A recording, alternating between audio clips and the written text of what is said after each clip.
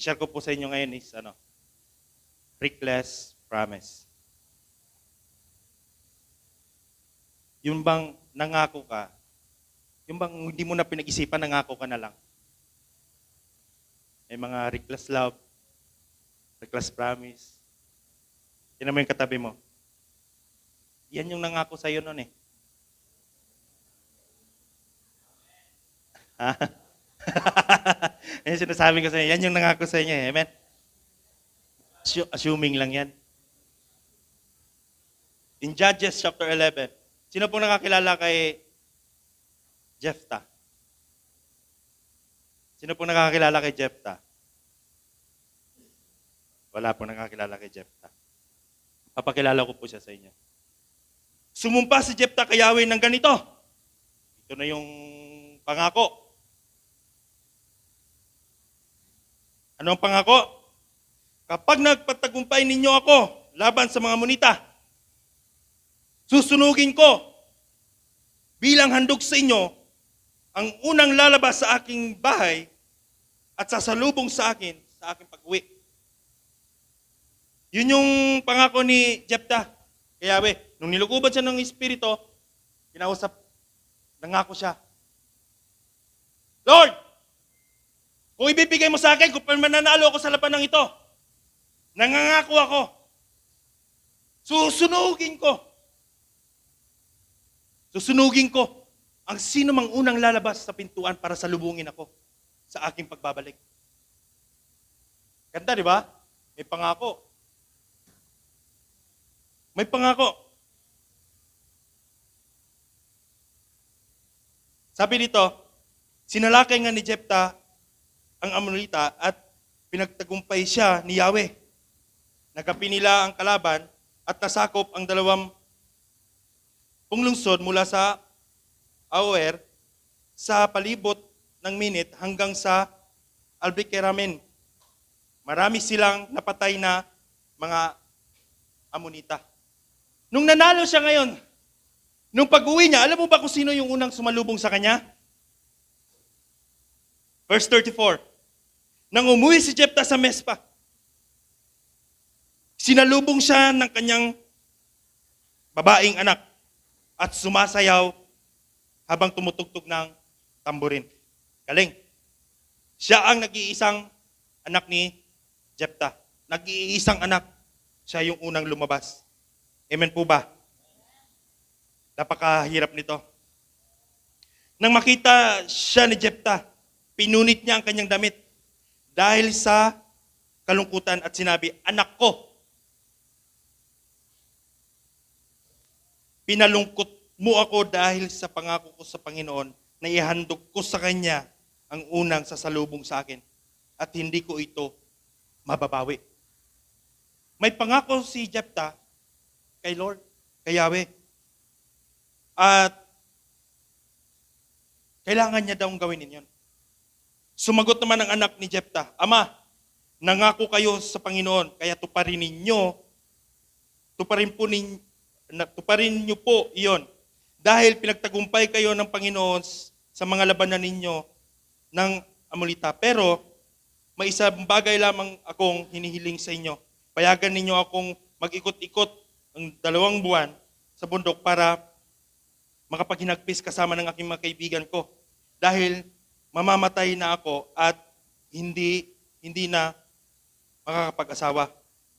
Payagan si Jephthah sa loob ng 2 buwan, nag-ikot-ikot sa bundok kasama ang kaibigan niya para maghinagpis. Dahil mamamatay na siya, hindi na makakapag-asawa. Pagkalipas ng 2 buwan, bumalik siya sa kanyang ama at tinupad ni Jephthah ang panata niya sa Panginoon. At namatay ang kanyang anak na isang berhen. May mga bagay na ginagawa tayo na hindi natin pinag-iisipan ng husto at nabibigkas natin, ay papangako natin. Amen po ba? Amen. So, ito muna, unahin natin. Bakit kaya pinili si Jephthah? Bakit kaya siya ang pinili? Unang-una, napakasimple lang ng dahilan ko. Unang-una, kaya siya pinili kasi taga-Gilead siya eh. Taga-Gilead siya. Pangalawa, Isa siyang mandirigma. And then pangatlo, meron na kasi siyang grupo. Hindi na mahirapan. Kakaiba pa yung mga grupo niya. Mga mandarambong, mga magnanakaw, mga nanluloob. Lahat na nandun. Kasama na niya. Yun bang, pag sinabak mo sa labanan, sige. Patay kung patay. Wala na rin namang nagmamahal sa atin. Pinalayas nga tayo eh. Amen ba? Sometimes may mga ganun tayo. And then, we question, bakit ako? Bakit ako ang napili nyo? Bakit po ako ang napili nyo, pastor? Bakit po ako ang napili nyo, leader? Simple lang, kasi taga-Vision Church ka. Sabi mo sa katabi mo, taga-Vision Church ka kasi. Pangalawa, hindi ka na kasi basta-basta na mamamayan lang. Hindi ka lang kasi basta-basta na nag-a-attend lang sa Vision Church. Kundi leader ka eh. Sabi mo, ikaw kasi kasama ko lagi. Pumupunta ka kasi sa life group. Kaya ang tawag sa'yo, mandirigma. Sumasabak ka na. Kaya ka napili. Amen po ba? Kaya ka napili. Bakit? Bakit kayo napili mga luluwa? Bakit po ako napili yung mga luluwa? Kasi taga-Vision Church ka. Amen? Sino dito yung di mo alam na ang Vision Church luluwa pala? Meron ba dito? Yan. Lahat tayo alam natin na ang Vision Church nangangaluluwa tayo. Amen po ba? Amen. So, lahat tayo alam natin yon. And then, lahat naman tayo, sige, pumunta po tayo ng life group. Nala-life group tayo. Amen po ba? So, nasiset po tayo as a mandirigma. Kumbaga, nakikipaglaban tayo, nakikibaka tayo. Kumbaga, mga warrior tayo ni Lord. Amen. Then, mga grupo na kasi tayo. May mga life group na tayo, kanya-kanya na tayo mga life group. Amen. Amen. So, sa madaling sabi, nandun na tayo lahat. Magkakasama na tayo, may common ground na tayo. In our journey as a Christian, minsan, nagkakamali rin tayo. Minsan, may mga promise tayo na hindi natin pinag-iisipan. Amen po ba? May mga pangako tayong binibitawan na akala natin, good. Pwede naman kasi. Pwede naman nang nangako si Jephthah nun. Malay mo yung lumabas, aso pala. Malay mo yung lumabas, kambing pala. Malay mo nung lumabas pala, yung biyanan.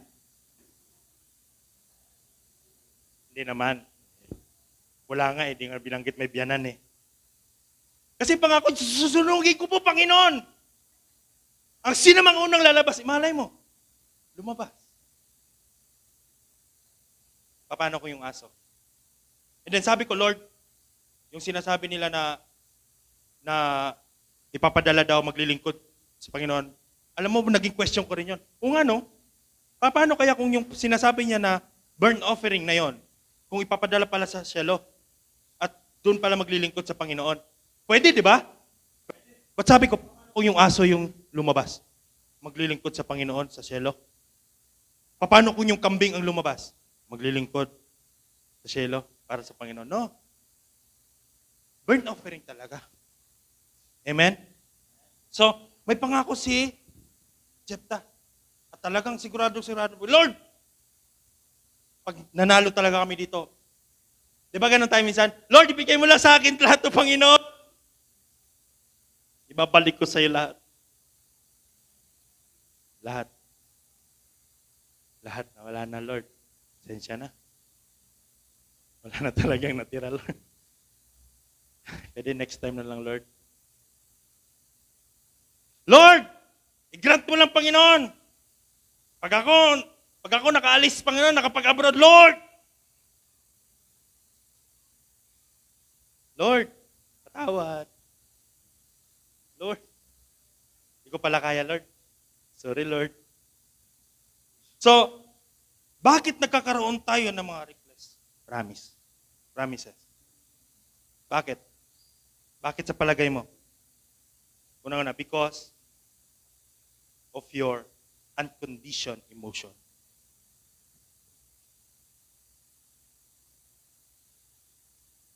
Pwedeng good or bad, but unconditioned emotion. Di ba nga? Ang sabi nila, huwag kang mangangako pag ikaw ay masaya. Huwag ka ring mangangako pag ikaw ay galit. Or, madaling sabi, huwag kang magdidesisyon kung ikaw ay masaya. Huwag kang magdidesisyon kung ikaw ay malungkot. Dahil sa ating unconditioned emotion, na-overwhelm tayo. Pangako lang tayo ng pangako. Ako po, naging biktima po ako niyan. At sa tulong po ng Panginoon, ay kahit papano, ay ginagawan po ng paraan. Sino dito yung nakaalala ka nung nagpapagawa tayo ng church? Wala nang nakaalala na nagpagawa tayo ng church. Yung sinasabi ko sa inyo, limot-limutan na lang yan eh. Ako na lang ba? Sabi ng iba, huwag kang magtaas, babanat yan. Babanat yan. Ako, nung pagsabi, magpapatay tayo ng church. Sinong sasama? Ako po! Ako po, pastor. Isang poste para sa akin. At condition yung puso ko noon. Masaya ko kasi magpapatayo na ng church. Ang hirap pala. Pagtingin ko, magkano isang poste? 100,000. Ha? Praise the Lord. Nangako ako kay Lord. Pero hindi nakakondisyon yung puso ko. Basta't nagbitaw lang ako ng pangako na yan. Sino dito nakagawa ka ng ganan? Ang sarap mangako. Tama po ba? Ang sarap mangako. Pag sumahod ako sa paluwagan, bibili kita ng ano. Sumahod sa paluwagan, bayad dito, bayad doon. Bayad. Oh, kala ko sumahod ka sa paluwagan. Bakit ang mukha mo ang sikip-sikip? Akala ko paluwagan yan, ba't ang sikip ng mukha mo? Bakit? Kasi ang bilis nating magbitaw ng pangako. Minsan nagbibitaw tayo ng mga salita, nagbibitaw tayo ng mga pangako, na nakakapagbitag lang din sa atin. Na tayo rin mismo yung lumalabag. Parang ganito, pangako mo, pinako mo. Hindi pangakong napapako, pangakong pinako. Amen. Masakla pa, nagpako na tayo ng pangako, pagdating doon sa likod, ni-UP pa yung pako. Paano mo mabubunot yan ngayon? Pangalawa, ganun pala, hindi pala ganun. Pangalawa, because we want things that are in line with what we want to happen. Kaya tayo nangangako, kasi meron kang gusto patunayan, ganito ang mangyari. Kaya ka nangangako. Bakit ka nangangako? Sige, sa birthday mo, paghahanda kita. Nangako ka, napipicture out mo na kagad, ganito gusto ko. Pagka ganyan, dapat nandito yung track. Tapos habang papasok siya, may music na. Pagdating ng birthday, saan ka na?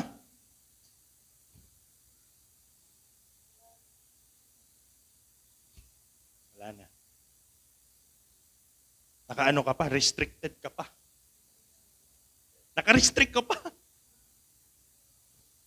Minsan, magaling tayo mangako para lang dun sa pang-personal na interest natin. Nangangako tayo, pang-benepisyo lang din sa atin. Amen po ba?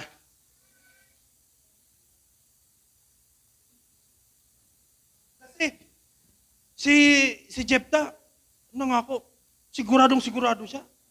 Pag sino man ang lumabas niyan ngayon, pagbalik ko, susunugin ko.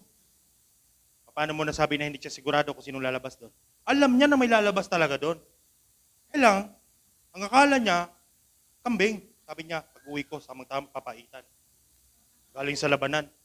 Susunugin ko eh. Tama? Meron siyang gustong mangyari. Dahil kaya siya nangako, Lord, gusto kong patunayan na ganito maglingkod sa iyo. Na pag pinanalo ng Panginoon, ay dapat mag-burn offering sa iyo, Panginoon. Dapat pag pinagtagumpay, ito yung kagandahan kasi. Ito kasi yung kagandahan ng unang panahon eh. Pag pinagtagumpay sila ng Panginoon, naghahandog sila. Nag-burn offering sila. Ang sarap, di ba? Ganun din naman tayo ngayon, tama po ba? Nag-burn offering din tayo. nakaraan lang, noon, pag wala silang ani, nagbo-burn offering din ulit sila. Pag walang ulan, nag-offering pa rin sila para umulan. Baliktad tayo, umulan ka muna bago ako mag-offering. Amen. Tinan mo yung mga mindset, no? Pero yung mga, gusto mong umanin muna bago magtanim?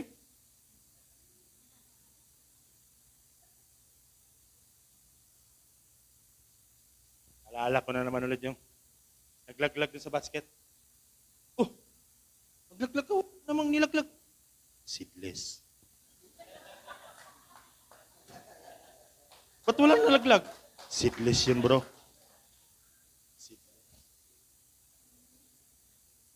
Bro, nakita kita, naghulog ka. Pero walang nalaglag. Hindi mo lang alam. Seedless yun.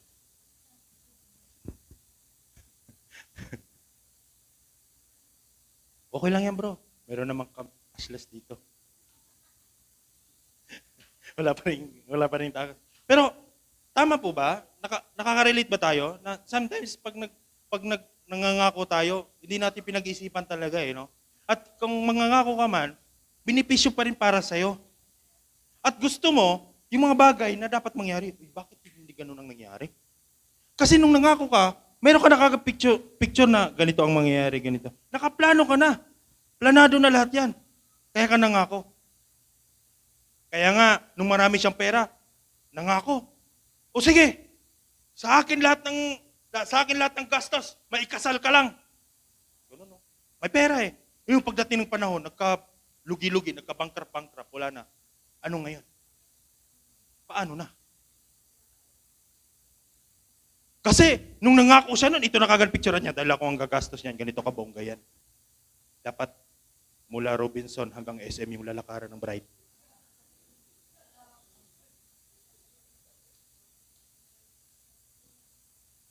Tapos habang naglalakad, may mga petals pag gumaganyan dyan, no? Lahat ng mga jeep, walang papadaanin. Traffic, walang papasada, cancel lahat ng ano. Ano yung gustong mangyari? Problema, nagka-bankrupt eh. Nawala lahat. Sa isang iglap lang. Ang dami mga nawawalan dito. So, hindi siya po pwede para sa atin na mangako tayo ng basta-basta lang. Amen? So pangatlo, because sometimes we are sure of the outcome. Ito nga po yung sinasabi ko. Minsan kasi, sure ka na eh. Alam mo sa trabaho namin, sabi namin, no, bro, wala sa level yan. Hindi, level ako yun. Wala talaga sa level yan. Pustahan pa tayo, isang linggong sahod, wala sa level yan.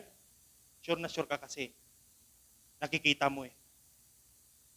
Pwede mong sabihin ganun eh. Nakikita mo eh. Eh, paano? Hindi mo nakikita. Yung bang nangangako kang sure ka na? O basta sa ano ha? Oo, sasama nga ako. Sure ka ha? Oo, sure na sure. Pasensya ka na bro, pina-overtime kami. Nag-leave ka na ba? Huwag kang mag-alala, ako nang bahala doon. Ako nang bahala. O tara na bro. Pasensya ka na bro. Hindi pinayagan. Gusto natin mangako tayo, yung bang tipong akala natin kaya nating gawin yung magiging resulta. Akala natin kaya nating gampanan yung magiging resulta. Akala natin na yung pag nangako tayo, pag nandyan na yung time na yon, para bang gagano naman, ito. Nangako ako kay Lalang, sabi ko lang, bibigyan kita. Sabi niya, Kuya Dong, we want bike. Sabi ko, motor lang meron ako eh. Basta gusto ko bike. Alam mo ba na nakailang buwan din yung pangako naming dalawa? Nangako kaming dalawa, sabi ko, mga katapusan ng August, bibili tayo. Ang bihira pagdating ng kakatapusan ng August, sumakto din kakapusan. Kakapusan pala ng August. Sabi ko, wala. Sinanay sa akin pa, WW. Walang talaga. Sabi ko lang, pwede sa na lang. Pero kinausap ko siya, sabi ko, wala pang si Kuya Dong. Sabi niya, okay lang Kuya Dong. Di, talagang minurk ko to hanggang sa dumating. Sabi ko, pinahirapan mo ko lang eh. Pinahirapan ko din. Ikaw na bahala, paano mo iuwi yan? Binigyan ko sa, alam mo, meron tayong, kasi ang nakikita ko, pag binigyan ko sila lang, maging masaya siya, tapos pwede na siya mag-bike papunta ng school. Naalala ko, pagbigay ko, sabi ko, patay gagala na naman to. Hindi magkaparehas kasi yung nakikita ko doon sa mangyayari talaga pag nandun na isang bagay. Hindi pagkaparehas yun. Maliban na lang kung isang bagay yon na pinangako. Hindi, sino dito nag-order ka sa online? Nag-order ka? Ganda eh. Napa-order ka eh. Pinagmayabang mo po. Tingnan mo itong na-order ko. Ang ganda-ganda, ganito lang yung presyo.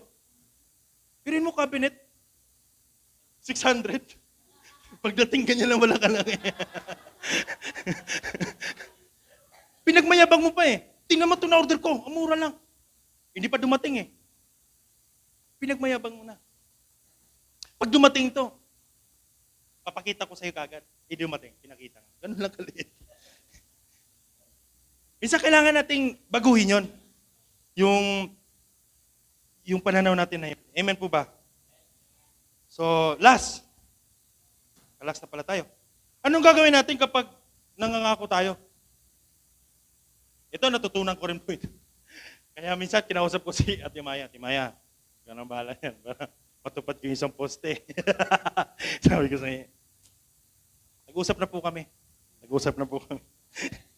Para po doon sa isang poste. Sabi ko, nangako ako eh.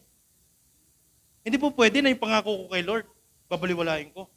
Nahiya ako kay Jepta. Nangako ko kay Ate Maya, after a week, nabasa ko sa Jepta. Sabi ko, nakakahiya yung ginawa ko. Si Jepta, anak niya, sinunog. Bilang offering. Kaya mong sunugin yung boyfriend mo, yung asawa mo? Sabi ni Sheng, di ko kaya, Kuya Dong. Bakit? Hindi to akin eh. May dahilan. May dahilan ka ngayon. So, marami tayong bibitawang pangako. Kaya ko sinasabi po sa inyo ito, hindi lang sa pagkakataon na ito, kundi lilipas pang panahon, marami pa tayong mga bibitawang pangako. Marami pa tayong bibitawang mga pangako. Hindi lang spiritual, hindi lang dito sa loob ng church, kundi maging sa labas. Nangako ako, uwi ako dyan ng Mayo. Pagdating ng Mayo, hindi ko nakauwi. Katakot-takot na. Hanggang ngayon, hindi ko na sila kinontak, nahiya ako. Hanggang sa, sabi ko, uwi na lang ako doon pagka hindi ko na alam. Pag di nila alam, nauwi ako. Surprise na lang. So, para hindi sila mag-expect, di ba? So, yun, anong gagawin natin kapag tayo nangangako? Unang-una, huwag kang padalos-dalos sa pagdidesisyon. Kaya yung mga taon, may meeting pa dito, pinag-iisipan pa. Sabi nga nila, kung kaya mong pag-isipan yan na 10 beses, gawin mo.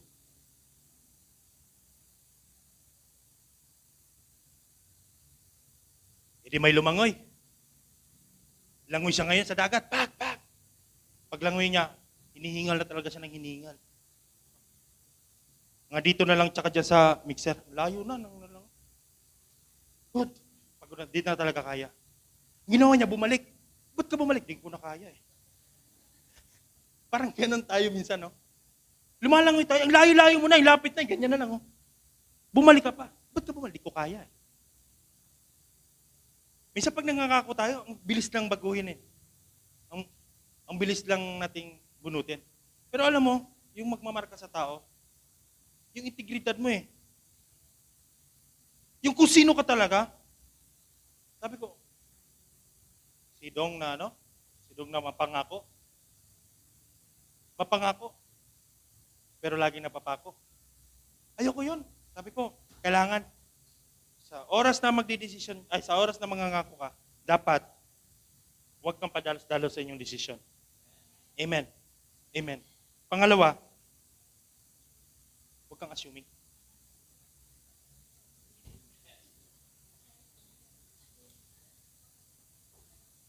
Huwag kang assuming. Assuming ka kasi masyado eh. Sabi mo sa katabi mo, assuming ka kasi minsan eh. So, ano sabi ng mga politiko?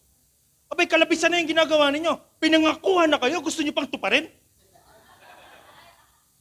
Kalabisan na yan.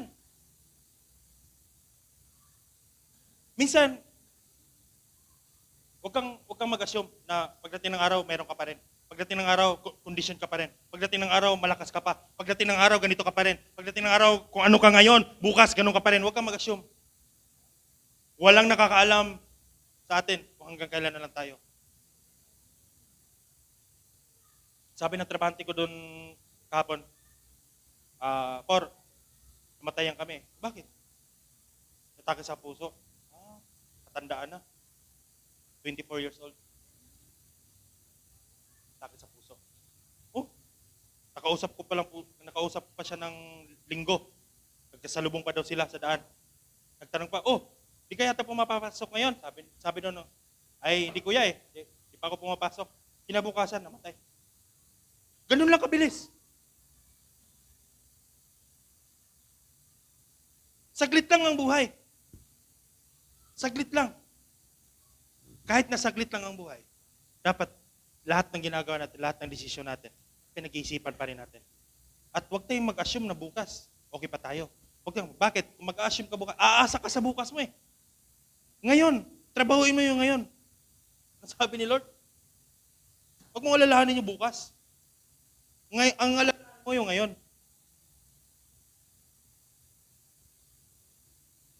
Amen. Minsan, patanong ako sabi ko, parehas na problema. Isip, ano kaya sasaingin namin bukas? Pero kahapon, ang problema niya, ano kaya sasaingin namin bukas? Pero nung kinabukasan, may nasaing siya. Ang tanong pa rin niya, ano kaya sasaingin namin bukas? Hindi mo lang na-enjoy yung ngayon. Lord, salamat, may nasaing pa rin kami ngayon. Lord, salamat. Okay naman, mag-prepare lang tayo para kinabukasan, di ba? Pero yung mangangako ka, dahil nag-assume ka na okay ka pa bukas, okay ka pa nung panahon na yon. Good. Biruin mo, marami dito. Sinong nung pandemic nakapag-book ka na ng ticket mo? Pumutok yung pandemic, lahat ng flight cancel. Walang nakakaalam. Huwag kang assuming. Huwag tayong mag-assume na lahat ng mga bagay ay kaya natin pangakuhan. At kaya natin tuparin yung mga pangako natin. May mga pangako tayo na hindi natin kaya tuparin. Tama po ba? Kayo po ang nakakaalam nun kung ano yung mga pangako na yun. Kaya natutunan ko every time na may, lalong-lalo na pagdating sa church, kung may mga project ng church, bago mangako, pag-isipan mo na huwag padalos-dalos sa desisyon. Nung panahon na yon, nangangako, sige po, 5,000 po sa akin. Nung panahon na yun, ganda ng income mo Ganda ng income mo. Kaya ka nangako ng 5,000 dahil kaya mo. Pagdating nung time na yun, nawalan ka ng trabaho, anong nangyari sa'yo? Nabalutan ka ngayon ng hiya. Maliban dun sa, hindi mo natupad ang pangako mo sa Panginoon, lumayo ka pa sa Panginoon. Napalayo patuloy tayo sa Panginoon. So minsan, ang pangako natin, yun din pala ang maglalayo sa atin. Ang kagandahan lang kay Jephthah, pangatlo, tinupad ang kanyang pangako. Whatever it costs.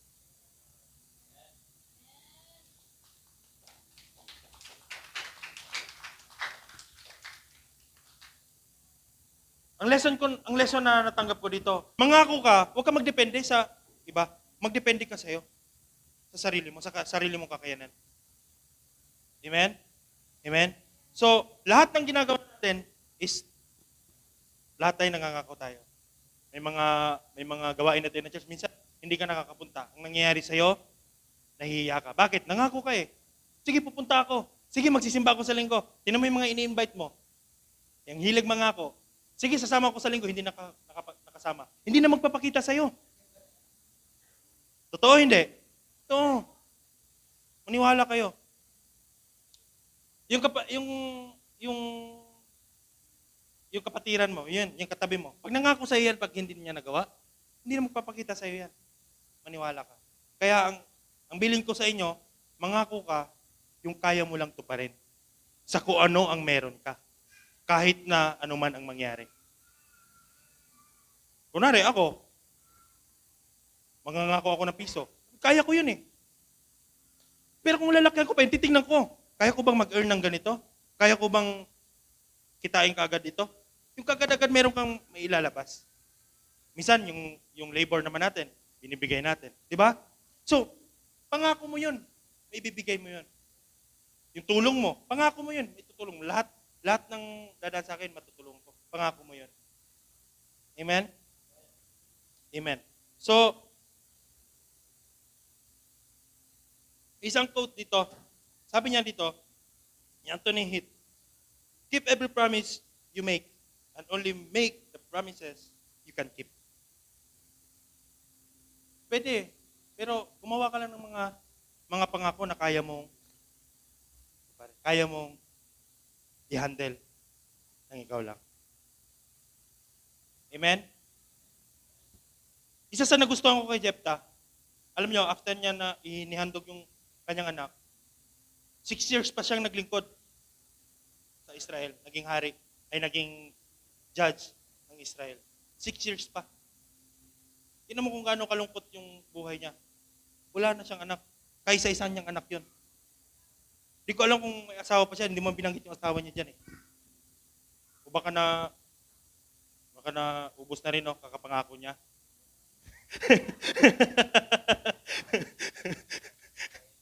Baka yun yung unang nasunog yun. Hindi, yung biro lang. Sabi ng iba, wala na yan sa ano mo. So, ang lungkot ng buhay natin pagka nagkamali tayo sa mga pangako natin. Ang lungkot. Sinasabi ko sa inyo, alam nyo, minsan, mapapaisip ka na lang na itong taong ito naging bayani, pero sa sarili niyang anak, kailangan niyang sakripisyo. Naging bayani siya, nailigtas niya maraming tao, pero ang kapalit naman nun, yung anak niya. Pero my question is ganito, what if, kung hindi pa siya nangako ng ganon sa Panginoon, pagtatagumpayin pa rin siya? Ha? Pagtatagumpayin pa rin ba siya? Kung hindi siya nangako sa Panginoon, pagtatagumpayin pa rin siya? Oo, pagtatagumpayin pa rin siya. Nilukuban na siya ng banal na espiritu eh. Pag tiningnan mo yun sa original translation niya, hindi lang yun basta spirit, but the power. Power po yun. Kapangyarihan po yung lumukob sa kanya. Hindi lang po siya basta-basta ng tao. Sa Bisaya, hindi siya matabas-tabas. So what if, hindi siya nangako sa Panginoon ng gano'n? Magwawagi pa rin ba siya? Magwawagi pa rin siya. Buhay pa bang anak niya? Buhay pa rin ang anak niya. Mamumuhay siya ng masaya. May mga decision lang tayo na kailangan lang natin ayusin. May mga pangako lang tayo na kailangan din nating pag-isipan. May mga pangako lang tayo na kailangan din nating isa lang yung magiging resulta. Hindi lang yung ngayon magiging. Sila yung mga taong tunay na bayani. Pero ang nakakabilib talaga, si Jesus. Alam mo ba si Jesus lang yung tunay na hero? Because he rose from the dead. Alam nyo, minsan nakala natin, yung picture ba na inala yung anak niya para lang hindi masira yung integridad niya. Bakit? Tingnan niyo yung sitwasyon niya. Siya na ang pinuno. Gusto niyang mabago ang ano ng mga Israelita. Bago pa niya tinanggap yon, naglagay na siya ng mga gusto niya mangyari sa Israel. Sinabi na niya yon. Binigay na niya yung mga rules niya, yung mga palatuntunin niya bilang isang pinuno. And then, nangako siya sa Panginoon na kung sino man yung unang lalabas, papatayin ko. And then, hindi niya ginawa. Ano mangyayari sa kanya? Dala-dala niya yung pangalan ni Lord. Ngayon, tanungin kita, sino ang dala-dala mong pangalan ngayon? As a Christian. Kanino pangalan ang dala-dala mo? Kay Jesus ba? Kaninong pangalan ang dala-dala mo? Tingnan mo yung mga tao. Ba't ganyan siya? Pastor pa naman. Ba't ganyan siya? Born again pa naman. Ba't ganyan siya? Krisyano pa naman. Di ba leader na yan siya? Ba't kaya siya ganyan? Minsan yung tao na nakatingin sa atin, nagdidepende sa anong ginagawa natin. So kung si Jephthah, he failed to obey his promise, kung paano niya sinabi sa Panginoon, kung hindi niya ginawa yun, napakalaking gulo nun. Napakalaking ano nun sa Diyos-Diyosan nun. Pwede nila sabihin wala pala wala pala nagawa yung Diyos-Diyosan mo Hindi mo pala nasunod, di mo naman pala sinusunod yung Diyos-Diyosan niyo. Ay, yung Diyos niyo Di ba? Amen? Si Yahweh. Kay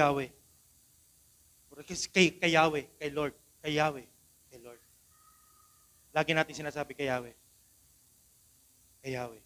And every time, every day, kasama natin si Lord. Amen po ba? Kasama natin si Yahweh. Every day. May nakita ko sa Facebook. Ewan ko kung nakita niyo yun. Yung Yahweh daw. Sino nakakita nun? Yung Yahweh, kung paano siya binibigkas. Nakita niyo yun? Paano binibigkas yung Yahweh walang bawel? O, di ba?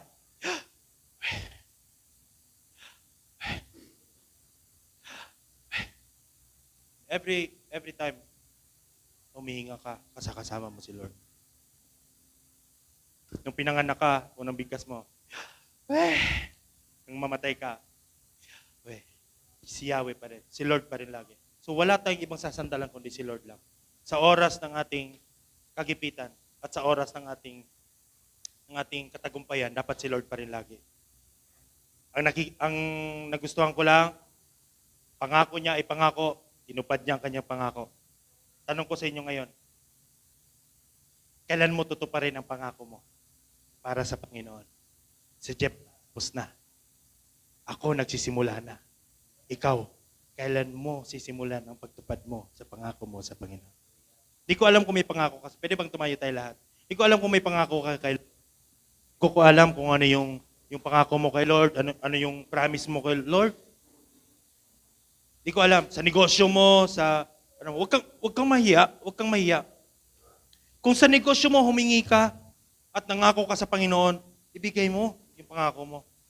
Doon makikita ang pagiging isang Kristiyano mo. Doon makikita ang pagiging isang ikaw na naniniwala talaga sa Diyos. Negosyo mo, inaalat ngayon. Magbigay ka. Negosyo mo, pinapalago ngayon. Magbigay ka. But, alam nyo, simula nung walang mga bagay dito na hindi nangangako sa Panginoon. Lahat ng ginagawa mo, nangangako tayo sa Panginoon.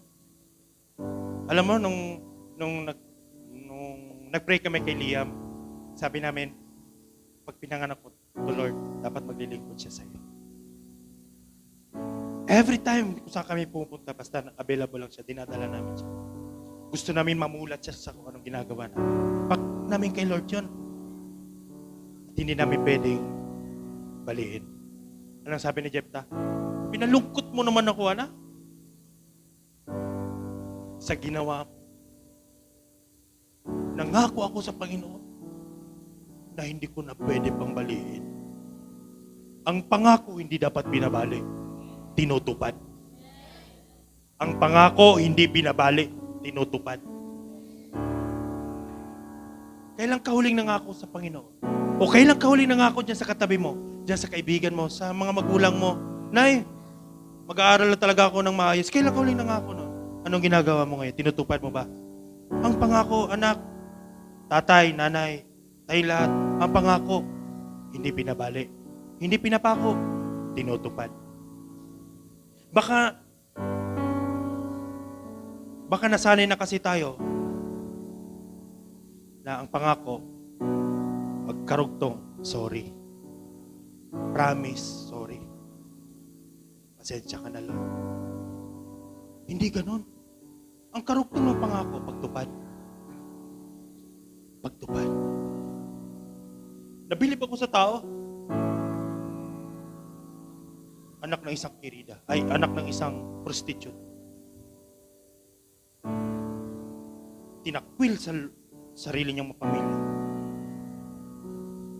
Naging palaboy-laboy. Naging magnanakaw. Ginamit ng Lord. Sinong pumili?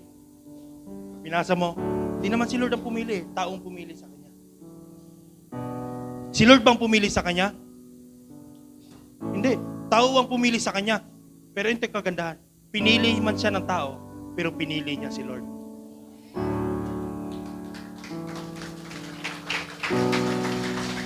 Yung pag-attend mo dito, napilitan ka, napili ka, nahatak ka na isang tao. Pero kapatid, huwag mong patapusin yung buhay mo na hindi mo pipiliin si Lord. And every time na may ginagawa ka sa buhay mo, piliin mo si Lord. And every time, meron siyang dahilan. Hindi naman si Lord ang tumawag sa akin. Pwede. Ang mga tao lang na ito. At yung mga taong pumili sa akin, sila pa yung mga nagpaalis sa akin doon. Kung kailan naghihirap na sila, doon lang sila hingi ng tulong sa akin, doon lang sila lalapit sa akin. Pumili sa kanya tao. Pero ano ang ganti? Pinili niya si Lord. Kung ang isang tao na yan, hindi tumupad sa kanilang mga pangako, katulad ng kanyang mga kapatid, lumayas ka dito, wala. Tama? Pero wala siyang mamanahin sa kanyang bahay. Pero ang minana niya, bayan ng Israel. Come on! Come on! Wala siyang minana doon sa loob ng bahay. Pero nung inuna niya si Lord, ang pinamana sa kanya, bayan, hindi bahay. Hindi ka lang para dyan. Alam niyo kung ano ibig sabihin ng pangalan ni Jephthah? Open.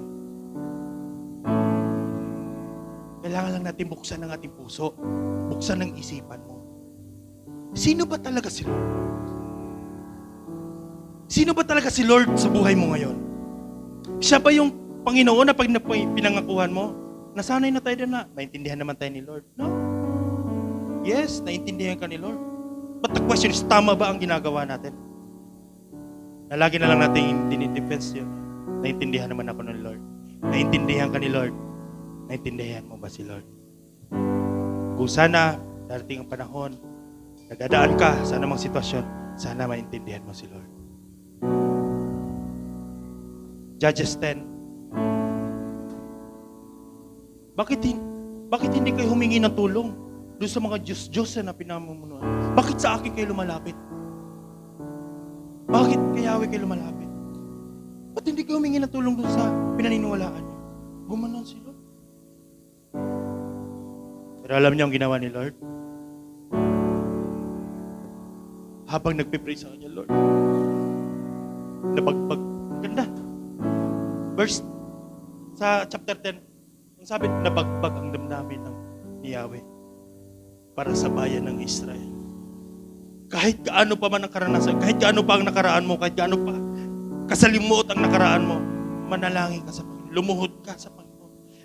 Paulit, lumuhod ka sa Panginoon. Lord, tulungan mo ako, Lord. Tulungan mo. Di na namin kaya, Lord. Ikaw na mga Israelita, Lord, tulungan mo naman kami. Lahat ng mga pinaghirapan namin, Panginoon, ibang sumasamsam. Lahat ng mga pinaghirapan namin, Panginoon, ibang kinabang. Lahat ng pinaghirapan namin, Panginoon, hindi namin napapakinabangan. Kami ang nagtatanim, Panginoon, silang nag-aani. Tulungan mo naman po kami. Ultimo pagkain namin, hindi kami makakuha. Sino nakaka-experience ng ganun? Finances mo, nagtatrabaho ka, nagpapagal ka, and every time na may darating sa'yo, hindi mo man lang napapakinabangan, may ibang kumukuha. Ninanakaw.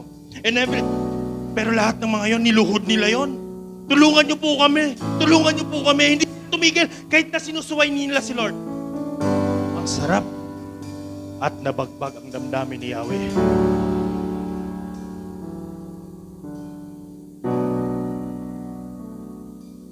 Mga anak natin, pag humihingi sa atin, sabihin lang, sige na ba? Please. Sige na ma. Please. Isa lang. Please. Please. Sige na ma. Pahingi ako. Pahingi ako niyan. Please. Hindi ka ba maawa? Hindi ka ba na, Lord, please, Lord. Marami kami binubuno ngayon. Please, Lord. Nabagbag ang damdamin.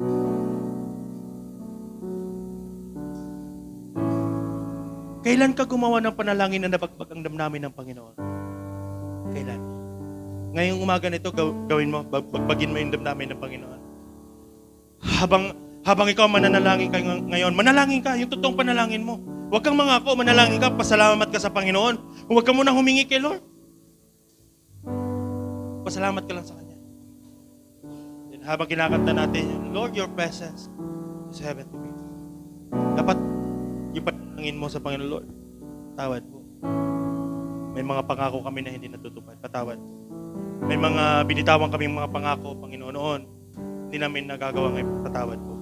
May mga nasaktan kami, patawad po. Tulungan niyo po. Anumang sitwasyon ng iyong kabuhayan ngayon, inaalat ka man ngayon, hihingi mo diyan sa Panginoon, humiling ka sa Panginoon, ipaayos mo sa Panginoon yan. Yung panalangin na makakapagbagbag ng damdamin ng Panginoon. Hallelujah, hallelujah, hallelujah, hallelujah.